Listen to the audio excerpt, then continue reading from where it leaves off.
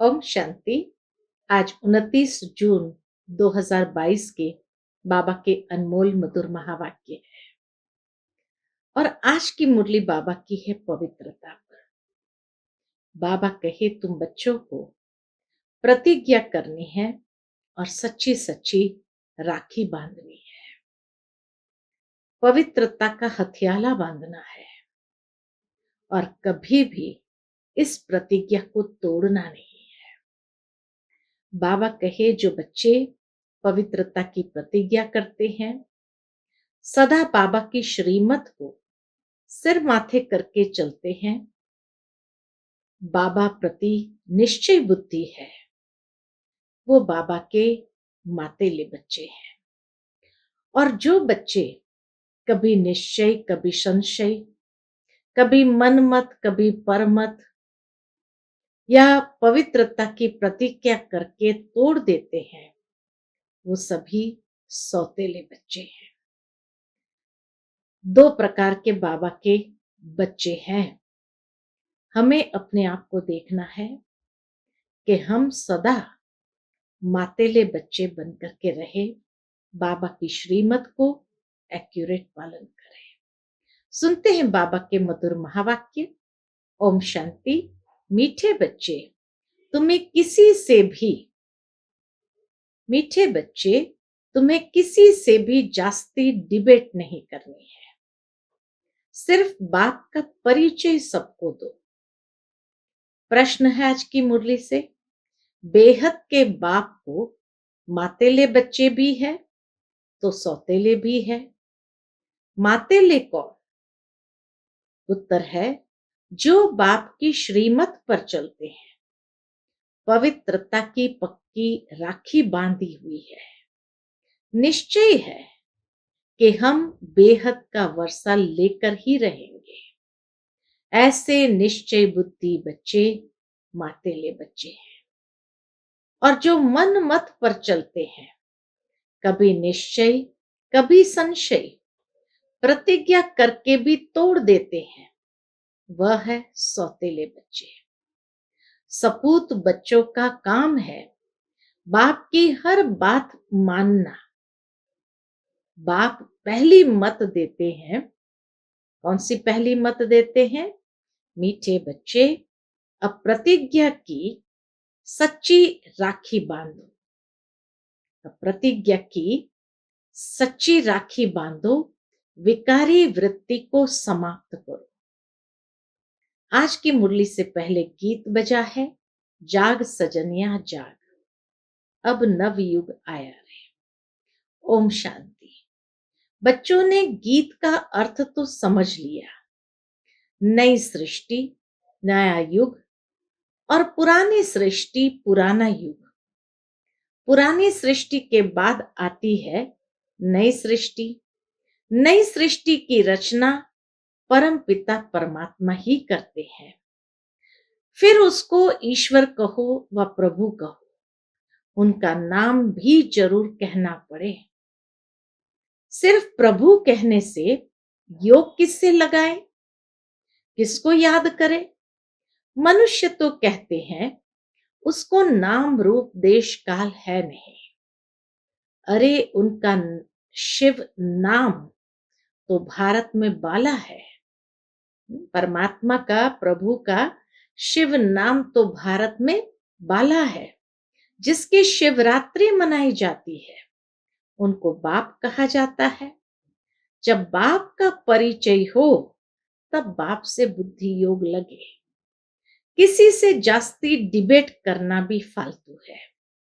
पहले पहले बेहद के बाप का परिचय देना है। कैसे देंगे? वह मनुष्य सृष्टि कैसे, कब और कौन सी रचते हैं। लौकिक बाप तो सतयुग से लेकर कलयुग के अंत तक मिलते रहते हैं। बाबा कहे लौकिक बाप तो सतयुग से लेकर कलयुग के अंत तक मिलता ही रहता है। हर जन्म में एक नया बाप होता है, परंतु याद फिर भी पारलौकिक बाप को किया जाता है। वह है परमधाम में रहने वाला पिता। परम धाम कभी स्वर्ग को नहीं समझना। सतयुग तो यहाँ का धाम है। परम धाम है वह जहाँ परम पिता परमात्मा और आत्मा ही निवास करती है। अब जबकि सभी आत्माओं का बाप स्वर्ग का रचयिता है, तो फिर बच्चों को स्वर्ग की राजा क्यों नहीं है? हाँ, स्वर्ग की बादशाही कोई समय थी जरूर। नई दुनिया नया युग था। अभी पुरानी दुनिया पुराना युग है। बाप ने तो स्वर्ग रचा, अब नर्क बन गया है। नर्क किसने बनाया और कब बनाया? माया रावण ने नर्क बनाया। भारतवासियों को तो यह ज्ञान देना बहुत सहज है, क्योंकि भारतवासी ही रावण को जलाते हैं। सिर्फ अर्थ नहीं समझते हैं। भगत सब भगवान को याद करते हैं, परंतु उनका पता न होने के कारण कह देते हैं कि वह सर्वव्यापी है, नाम रूप से न्यारा है, बेअंत है। सर्वव्यापी कहेंगे, फिर कहेंगे नाम रूप से न्यारा है, बेअंत है। उनका अंत नहीं पाया जाता है। इसीलिए सभी मनुष्य मात्र नाउम्मीद और ठंडे हो गए हैं। ठंडे भी होना है। बाबा कहे ठंडे भी होना ही है, तो उनके आने का, स्वर्ग रचने का टाइम भी हो। अब बाप कहते हैं मैं फिर से आया हूं। बाबा भी कहते हैं हम बच्चों को कि मैं फिर से आया हूं। भक्तों को भगवान से फल तो जरूर मिलता है। भगवान को यहां ही आकर फल देना है, क्योंकि सब पतित है। वहां तो पतित जा न सके, इसलिए मुझे ही आना पड़े। मेरा आवाहन करते हैं। भक्तों को चाहिए भगवान। अब भगवान से क्या मिलेगा? मुक्ति, जीवन मुक्ति। सबको नहीं देंगे, जो मेहनत करेंगे उन्हों को देंगे। इतनी करोड़ आत्माएं वर्षा पाएंगी क्या? जब कोई आवे तो बोलो बाप है स्वर्ग का रचयिता। हम अनुभवी है। हम अभी भगवान को ढूंढ नहीं सकते। अभी हम भगवान को ढूंढ नहीं सकते, क्योंकि हमें वो मिल गया है। हम अनुभवी है। उनको तो अपने टाइम पर आना है। हमने भी पहले बहुत तलाश की, परंतु मिला नहीं। जब तब तीर्थ आदि किए, बहुत ढूंढा, परंतु मिला नहीं। उनको तो अपने समय पर परमधाम से आना है। आदि सनातन देवी देवताओं को 84 जन्म भी लेने पड़े। 5 वर्ण भी मशहूर है। अभी है शूद्र वर्ण, उनके बाद ब्राह्मण वर्ण। वर्णों पर भी अच्छी रीति समझाना है। विराट रूप में भी वर्ण होते हैं। ब्राह्मणों का भी वर्ण है, उन्हों को पता नहीं है। ब्राह्मणों का भी वर्ण है, उन्हों को पता नहीं है। तो पहले पहले परिचय देना है कि बाप है स्वर्ग का रचयिता और हम है ब्रह्मा कुमार कुमारियां। बाप आकर ब्राह्मण रचे, तब तो हम देवता बने। प्रजापिता ब्रह्मा नाम है, तो ब्रह्मा मुख द्वारा ब्राह्मण रचते हैं। ब्रह्मा का बाप है शिव बाबा। गोया ये ईश्वर का कुल है।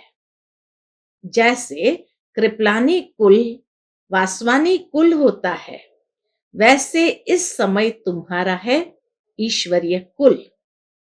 तुम हो उनकी औलाद, जो सच्चे ब्राह्मण है, जिन्होंने पवित्रता की प्रतिज्ञा की है। बल बच्चे तो सभी है, परंतु उनमें भी कोई मातेले हैं, कोई सौतेले हैं। मातेले जो है, उन्हों को तो पवित्रता की राखी बांधी हुई है। राखी बंधन का भी त्योहार है ना, सभी संगम युग की बातें हैं। दशहरा भी संगम युग का है। विनाश के बाद फट से दिवाली आती है, सबकी ज्योति जग जाती है। कलयुग में सबकी ज्योति बुझी हुई है। अब बाप को खेवैया बागबान भी कहते हैं। ब्रह्मा विष्णु शंकर को खेवैया व बागवान नहीं कहेंगे। बाप आकर अपने बगीचे में अपने बच्चों को देखते हैं। उनमें कोई गुलाब है, कोई चंपा, कोई लिली फ्लावर है। बाबा हर एक को देखते हैं, कोई गुलाब है, कोई चंपा, कोई लिली फ्लावर है। हर एक में ज्ञान की खुशबू है। तुम अब कांटों से फूल बन रहे हो। यह है कांटों का जंगल। कितना झगड़ा मारा मारी आदि है, क्योंकि सब नास्तिक है, निधन के हैं, धनी है नहीं। जो उन्हों को मत दे और धनी का बनावे। धनी को कोई जानते नहीं, तो धनी को जरूर आना पड़े ना। तो बाप आकर धन का बनाते हैं। मनुष्य चाहते भी है, क्या चाहते हैं कि एक धर्म, एक राज्य हो, पवित्रता भी हो। सतयुग में एक धर्म था ना, अब तो दुखधाम है। अब तुम ब्राह्मण वर्ण में ट्रांसफर हुए हो, फिर देवता वर्ण में जाएंगे, फिर इस पतित सृष्टि पर आएंगे नहीं। भारत है सबसे ऊंच खंड। अगर गीता को खंडन नहीं करते तो यह भारत कौन कहलावे। अगर गीता को खंडन नहीं करते तो यह भारत कौन कहलावे। शिव के मंदिर में जाते हैं ना, वह है बेहद के बाप का मंदिर, क्योंकि बाप ही सदगति दाता है। निधन को यानी अनाथों को आकर धन का बनाते हैं। यह बातें बाप के सिवाय और कोई समझा न सके। और वह सब है भक्ति सिखलाने वाले। वहां तो ज्ञान की बात है नहीं। ज्ञान सागर सदगति दाता एक ही है। मनुष्य कब सदगति के लिए गुरु बन न सके। ऐसे तो कोई हुनर सिखलाने वाले को गुरु कह देते हैं। कोई भी अगर कोई कला सिखा दी, कोई हुनर सिखा दिया, तो उनको गुरु कह देते हैं। परंतु वह गुरु सारी सृष्टि की सदगति कर नहीं सकते। वो तो हुनर सिखा देते हैं, सदगति नहीं कर सकते। भल कहते हैं कि हमको साधु आदि से शांति मिलती है, परंतु अल्पकाल के लिए। फिर सन्यासी कहते हैं कि स्वर्ग का सुख तो कागविष्टा के समान है। फिर सन्यासियों द्वारा जो शांति मिली वह भी कागविष्टा के समान ही होगी। मुक्ति तो देते नहीं है। मुक्ति जीवन मुक्ति दाता तो एक ही बाप है। श्री कृष्ण से सभी का बहुत प्यार है, परंतु उसको पूरा जानते नहीं है। अब बाप समझाते हैं कि सतयुग में कृष्णपुरी थी, अब तो कंसपुरी हो गई है। अब बाप आकर फिर कृष्णपुरी बनाते हैं। फिर आधा कल्प के बाद रावण राज्य नरक बन जाता है। आधा कल्प है सुख, आधा कल्प है दुख। सुख का समय जास्ती है, परंतु सुख दुख का खेल तो चलता रहता है। इसको सृष्टि चक्र कहा जाता है, वह हार जीत का खेल कहा जाता है। सन्यासी समझते हैं कि हम मोक्ष को पा लेंगे, परंतु मोक्ष को कोई पा नहीं सकते। इस राज को कोई जानता नहीं है। मुक्ति और जीवन मुक्ति बाप के सिवाय कोई दे न सके। तुम अपनी राजधानी स्थापन कर रहे हो ना? यहां तो देखो, दुख ही दुख है। अब हम बाप की मदद से स्वर्ग बना रहे हैं। फिर हम ही मालिक बन राज्य करेंगे और बाकी सबको मुक्ति धाम में भेज देंगे। वह फिर अपने समय पर आएंगे। जब वह भी उतरेंगे तो पहले सुख में आएंगे, फिर दुख में। भक्ति मार्ग में जप तप माला आदि फिरते हैं ना, कहते भी है कि एक को याद करना चाहिए। कहते हैं एक को याद करना चाहिए। इसमें देह अभिमान को छोड़ना पड़े, परंतु कोई छोड़ता नहीं है। बाप कहते हैं कि अब सभी को वापस जाना है। बाप बच्चों से ही बात करते हैं। बच्चों में भी कोई सौतेले हैं तो कोई मातेले हैं। सौतेले वह है कौन? जो पवित्रता की राखी नहीं बांधते हैं। मातेले को तो निश्चय है कि हम तो वर्षा लेकर ही छोड़ेंगे, बाकी कोई कोई तो फेल होते हैं। कच्चे पक्के नंबरवार तो होते हैं। पक्के जो होंगे वह स्त्री बच्चों आदि सबको लेकर आएंगे। आप समान बनाएंगे। हंस बगुले तो इकट्ठे रह न सके। बड़ी जिम्मेवारी है बाप के ऊपर। सबको पवित्र बनाना ये बाप का काम है। इसीलिए बाप कहते हैं दोनों पहिया एक साथ चलो। ज्ञान मार्ग में दोनों पहिया एक साथ चलो। स्त्री और पति साथ साथ चलते तो गाड़ी ठीक चलती है। चलो हम दोनों पवित्रता का हथियाला बांधते हैं। अब हम पवित्र बन बाप से वर्षा जरूर लेंगे। ब्रह्मा के बच्चे बने तो भाई बहन हो गए। फिर क्रिमिनल असॉल्ट हो न सके, विकार में तो जा न सके। ये ईश्वरीय लॉ कहता है। अभी बाप कहते हैं कि विष पीने पिलाने की वृत्ति तोड़ देनी है। विष पीने पिलाने की वृत्ति को तोड़ देनी है। हम एक दो को ज्ञान अमृत पिलाएंगे। हम भी बाप से स्वर्ग का वर्षा लेंगे। सपूत बच्चों का काम है बाप का कहना मानना। जो नहीं मानते वो कपूत ही ठहरे। कपूत बच्चों को वर्षा देने में बाप जरूर आनाकानी करेंगे। तुम ब्राह्मण देवता बनने वाले हो तो तुम्हें अपनी स्त्री को भी ज्ञान अमृत पिलाना चाहिए। जैसे छोटे बच्चों को नाक पकड़कर दवाई पिलाई जाती है। स्त्री को कहो कि तुम मानती हो कि यह पति तुम्हारा गुरु ईश्वर है, तो जरूर हम तुम्हारी सदगति करेंगे ना। पुरुष तो जट स्त्री को आप समान बना सकता है, स्त्री पुरुष को जल्दी नहीं बना सकेगी। इसलिए अबलाओं पर बहुत अत्याचार होते हैं। बच्चियों को बहुत मार खानी पड़ती है। तुम्हारी रक्षा गवर्नमेंट भी कर नहीं सकेगी। वह कहेगी कि हम तो कुछ नहीं कर सकते। बाप तो कहेंगे बच्चे श्रीमत पर चलो तो तुम स्वर्ग के मालिक बनेंगे। अगर कपूत बने तो वर्षा गंवा देंगे।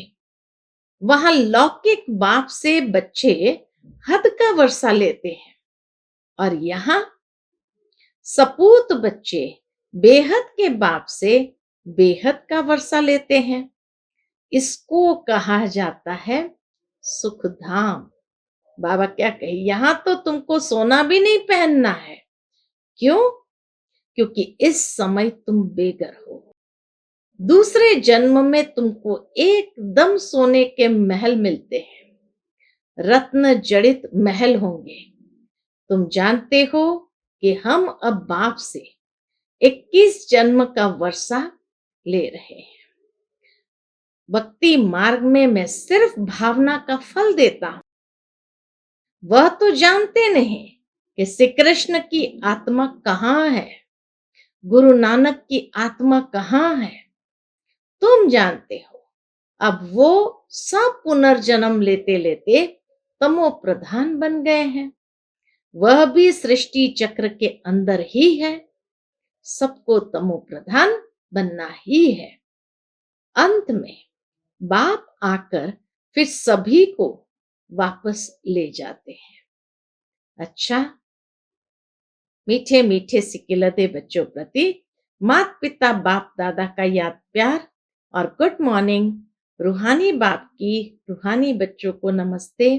हम सब रूहानी बच्चों की रूहानी माता पिता बाप दादा को याद प्यार, गुड मॉर्निंग और नमस्ते नमस्ते नमस्ते। शुक्रिया बाबा, शुक्रिया। आज की मुरली से धारणा के लिए मुख्य सार है। पहली पॉइंट, अब पवित्रता का हथियाला बांधना है। देह अभिमान को छोड़ विकारी वृत्तियों को चेंज करना है। दूसरी पॉइंट, बाप की श्रीमत पर चल सपूत बच्चा बनना है। ज्ञान अमृत पीना और पिलाना है। स्वयं में ज्ञान की खुशबू धारण कर खुशबूदार फूल बनना है। आज का बाप दादा का मधुर वरदान हम बच्चों के प्रति है। यथार्थ याद और सेवा के डबल लॉक द्वारा निर्विघ्न रहने वाले फीलिंग प्रूफ भव। यथार्थ याद और सेवा के डबल लॉक द्वारा निर्विघ्न रहने वाले फीलिंग प्रूफ भव। माया के आने के जो भी दरवाजे हैं, इन्हें याद और सेवा का डबल लॉक लगाओ। यदि याद में रहते और सेवा करते भी माया आती है, तो जरूर याद अथवा सेवा में कोई कमी है। यदि याद में रहते और सेवा करते भी माया आती है, तो जरूर याद अथवा सेवा में कोई कमी है। यथार्थ सेवा वह है जिसमें कोई भी स्वार्थ न हो। अगर निस्वार्थ सेवा नहीं, तो लॉक ढीला है और याद भी शक्तिशाली चाहिए। ऐसा डबल लॉक हो तो निर्विघ्न बन जाएंगे। फिर क्यों क्या की व्यर्थ फीलिंग से परे फीलिंग प्रूफ आत्मा रहेंगे। आज का स्लोगन है, स्नेह और शक्ति का बैलेंस ही सफलता की अनुभूति कराता है। स्नेह और शक्ति का बैलेंस ही सफलता की अनुभूति कराता है। फिर मातेश्वरी जी के अनमोल मधुर महावाक्य सुनेंगे। वास्तव में ज्ञान प्राप्त करना तो एक ही सेकंड का काम है, परंतु अगर मनुष्य एक सेकंड में समझ जाए तो उनके लिए एक ही सेकंड लगता है। सिर्फ अपने स्वधर्म को जान जावे कि मैं असल में शांत स्वरूप आत्मा हूं और परमात्मा की संतान हूं। अब यह समझना तो एक सेकंड की बात है, परंतु इसमें निश्चय करने में कोई हठयोग, कोई जब तब, कोई भी प्रकार का साधन करना कोई जरूरत नहीं है। बस सिर्फ ओरिजिनल अपने रूप को पकड़ो, बुद्धि से उस रूप को पकड़ो। बाकी हम जो इतना पुरुषार्थ कर रहे हैं, वो किसके लिए? अब इस पर समझाया जाता है, हम जो इतना पुरुषार्थ कर रहे हैं, वो सिर्फ इतनी बात पर ही कर रहे हैं। जैसे अपनी प्रैक्टिकल जीवन को बनाना है, तो अपने इस बॉडी कॉन्शियसनेस से पूरा निकलना है। असल में सोल कॉन्शियस रूप में स्थित होने व इन दैवी गुणों को धारण करने में मेहनत अवश्य लगती है। इसमें हम हर समय हर कदम पर सावधान रहते हैं। अब जितना हम माया से सावधान रहेंगे, तो भल कितनी भी घटनाएं सामने आएगी, मगर हमारा सामना नहीं कर सकेंगे। माया सामना तब करती है जब हम अपने आप को विस्मृत करते हैं। अब यह जो इतनी मार्जिन है, सिर्फ प्रैक्टिकल लाइफ बनाने की, बाकी ज्ञान तो सेकंड की बात है। अच्छा, ओम शांति।